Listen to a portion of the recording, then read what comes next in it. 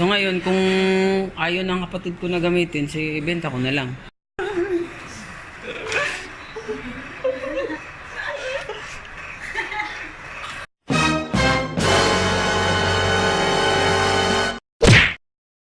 Good evening guys! Nandito naman tayo sa DJI outlet dito sa may SM Mega Mall. Ito na guys, ito na ang pinakahintay kong DJI Spark. Makukuha ko na today. Yes! Ito na guys, hawak ko mic ko guys. Ito wala kayo sir.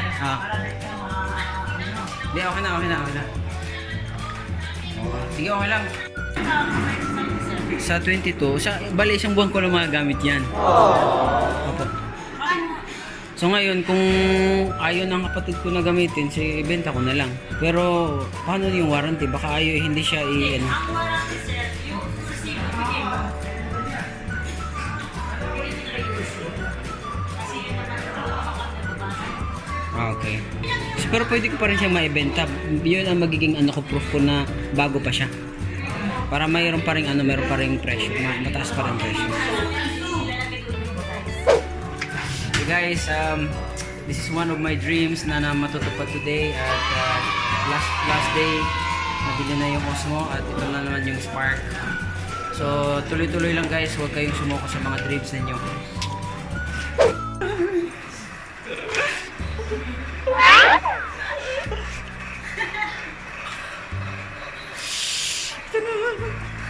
Ngayon sa DJI ha, baka gusto ko itong ibenta kasi isang buwan ko lang itong magagamit. So ito yung warranty card, ito si ma'am. So yan nagpapatunay na legit ha? Legit. Okay, isang buwan lang DJI, okay? So bilhin mo na. Maliban dito sa DJI na drone, bumili din ako ng mga tigi-isang 32GB na patay tayo dyan, magsi-shutdown na siya. Ito na at ipaprocess ko na ngayon. Sana ay walang magiging problema. So, kita-kits na lang tayo sa unboxing. Bye-bye!